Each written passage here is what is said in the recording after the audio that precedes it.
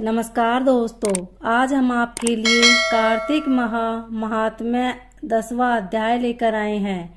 अध्याय सुनने के बाद आप हमारे चैनल को सब्सक्राइब करें, बेल आइकन को प्रेस करें ताकि हमारी वीडियो की नोटिफिकेशन सबसे पहले आप तक पहुंचे। वीडियो को लाइक और शेयर जरूर करें। मायापति नारायण के चरणों में शीश नवाए। 10वां अध्याय कार्तिक। लिखो नारायण राय। राजा पृथु बोले, हे ऋषि मुनि श्रेष्ठ नारद जी, आपको प्रणाम है। कृपया अब आप बताने की कृपा कीजिए कि जब भगवान शंकर ने अपने मस्तक के तेज को क्षीर सागर में डाला तो उस समय क्या हुआ। नारद जी बोले, हे राजन, जब भगवान शंकर ने अपना वह तेज क्षीर सागर में डाल दिया तो उस समय वह शीघ्र ही बालक होकर सागर के संगम पर बैठकर संसार को बह देने वाला रुदन करने लगा। उसके रुदन से संपूर्ण जगत व्याकुल हो उठा। लोकपाल भी व्याकुल हो गए। चराचर चलायमान हो गया। शंकर सुवन के रुदन से संपूर्ण ब्रह्मांड व्याकुल हो गया। यह देखकर सभी देवता और ऋषि मुनि व्याकुल होकर ब्रह्मा जी की शरण में गए और उन्हें प्रणाम कर उनकी स्तुति करने लगे।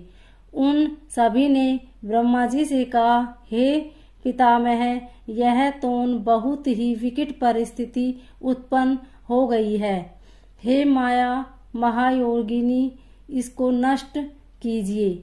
देवताओं के मुख से इस प्रकार सुनकर ब्रह्मा जी सत्यलोक से उतरकर उस बालक को देखने के लिए सागर तट पर गए। सागर ने ब्रह्मा जी को आता देखकर उन्हें प्रणाम किया और बालक को उठाकर उनकी गोद में दे दिया। आश्चर्यचकित होते हुए ब्रह्मा जी ने पूछा, हे सागर, यह बालक किसका है? शीघ्रता पूर्वक कहो। सागर विनम्रता पूर्वक बोला, प्रभु, यह तो मुझे ज्ञात नहीं है, परंतु मैं इतना अवश्य जानता हूँ कि यह गंगा सागर के संगम पर प्रकट हुआ है। इसलिए हे जगत गुरु, आप इस बालक का जात कर्म आदि संस्कार करके इसका जातक फल बताइए। नारद जी राजा पृथु से बोले, सागर ब्रह्मा जी के गले में हाथ डालकर बार बार उनका आकर्षण कर रहा था। फिर तो उसने ब्रह्मा जी का गला इतनी जोर से पकड़ा कि उससे पीड़ित होकर ब्रह्मा जी की आंखों से अश्रु टपकने लगे।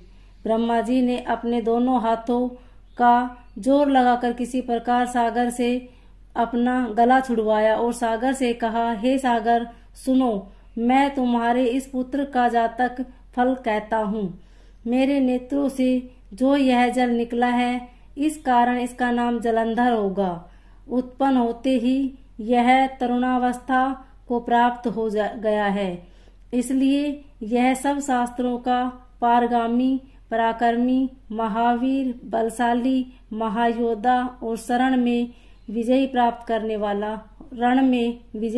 करने वाला होगा। यह बालक सभी दैत्यों का अधिपति होगा। यह किसी से भी पराजित न होने वाला तथा भगवान विष्णु को भी जीतने वाला होगा। भगवान शंकर को छोड़कर यह सबसे अवैध होगा। जहाँ से इसकी उत्पत्ति हुई है, यह वही जाएगा। इसकी पत्नी बड़ी पतिव्रता, सौभाग्यशाली, सर्वांग सुंदरी, परम मनोहर, मधुर वाणी शीलवान होगी। सागर के इस प्रकार कहकर ब्रह्मा जी ने शुक्राचार्य को बुलवाया और उनसे हाथों से बालक का अभिषेक कराकर स्वयं अंतर्ध्यान हो गए।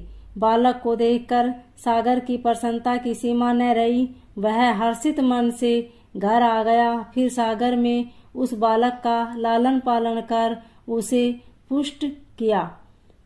फिर कालनेमी नामक असुर को बुलाकर वृंदा नामक कन्या से विधि पूर्वक उसका विवाह करा दिया। उस विवाह में बहुत बड़ा उत्सव हुआ। श्री शुक्राचार्य के प्रभाव से पत्नी सहित जलंधर दैत्यों का राजा हो गया।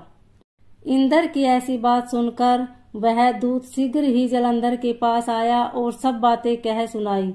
उसे सुनते ही वह दैत्य मारे क्रोध के अपने होठ फड़फड़ाने लगा और देवताओं पर विजय प्राप्त करने के लिए उसने उद्योग आरंभ किया। फिर तो सब दिशाओं पाताल से करोड़ों करोड़ों दैत्य उसके पास आने लगे। शुंभ निशुंभ आदि करोड़ों सेनापतियों के साथ जलंधर इंद्र से युद्ध करने लगा। शीघ्र ही इंद्र के नंदनवन में उसने अपनी सेना उतार दी। वीरों की शंखध्वनि और गर्जना से इंद्रपुरी गूंज उठी। अमरावती छोड़ देवता उससे युद्ध करने चले। भयानक मारकाट हुई। असुरों के गुरु आचार्य शुक्र अपनी मृत संजीवनी विद्या से और देवगुरु बृहस्पति द्रोणगिरी से औषधि लाकर जिलाते रहे।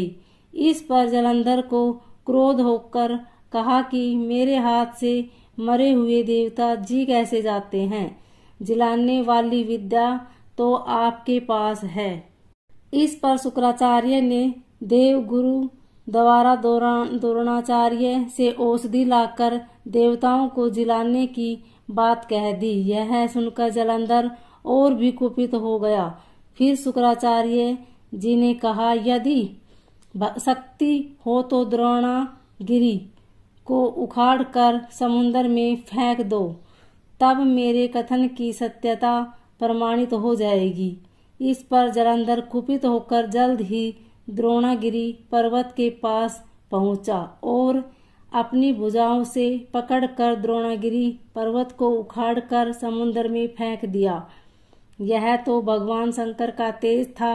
इससे जलंधर की कोई विचित्रता नहीं थी। तत्पश्चात यह सागर पुत्र युद्ध भूमि में आकर बड़े तीव्र गति से देवताओं का संहार करने लगा। जब द्रोणाचार्य जी औषधि लेने गए तो द्रोणाचल को उखड़ा हुआ सुनने पाया। वह भयभीत हो देवताओं के पास आए और कहा कि युद्ध बंद करो, जलंधर को अब नहीं जीत सकोगे। बोले श्री हरि विष्णु भगवान की।